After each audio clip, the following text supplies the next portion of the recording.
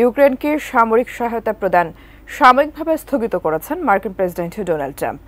সোমবার যুক্তরাষ্ট্রে বিবিসির অংশীদার সিবিএস নিউজকে এই তথ্য নিশ্চিত করেন হোয়াইট হাউসের একজন কর্মকর্তা। বিস্তারিত রাইহান মুন্সির প্রতিবেদনে।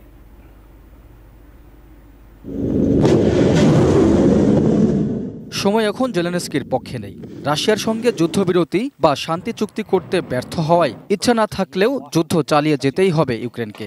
আগে থেকেই নাস্তানাবুদ জেলেনস্কিকে এবার সব ধরনের সামরিক সহায়তা বন্ধের ঘোষণা দিয়েছে যুক্তরাষ্ট্র। এতে আরও বিপাকে পড়তে পারে Kyiv. Vision hot and cool AC 4-way solenoid valve টেকনোলজিতে হিটিং ও কুলিং দুই মোডেই কাজ করে সমানভাবে। Vision hot and cool AC. এরই মধ্যে এই সিদ্ধান্ত কার্যকর করতে মার্কিন প্রতিরক্ষা মন্ত্রী পিট হেগসেথকে নির্দেশ দিয়েছেন ট্রাম্প। এতে ইউক্রেনে পাঠানোর জন্য প্রস্তুত রাখা যুক্তরাষ্ট্রের বিভিন্ন সামরিক সরঞ্জাম নিষেধাজ্ঞার আওতায় পড়বে। ৩ বছর ধরে চলমান এই যুদ্ধে এখন পর্যন্ত ইউক্রেনকে কয়েকশো কোটি ডলারের সামরিক সহায়তা দিয়েছে যুক্তরাষ্ট্র।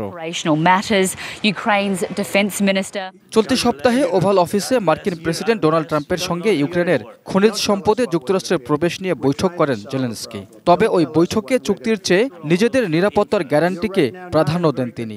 এ নিয়ে ট্রাম্পের সঙ্গে উত্তপ্ত বাকবিতণ্ডায়ও জড়ান জেলেনস্কি। এতে চটে যান ট্রাম্প। এরপরেই মূলত সময় খারাপ হতে শুরু করে কিয়েভের।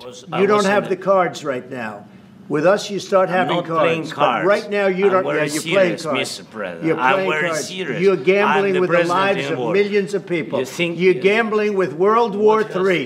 Raihan Munshi, desk report, ATN news.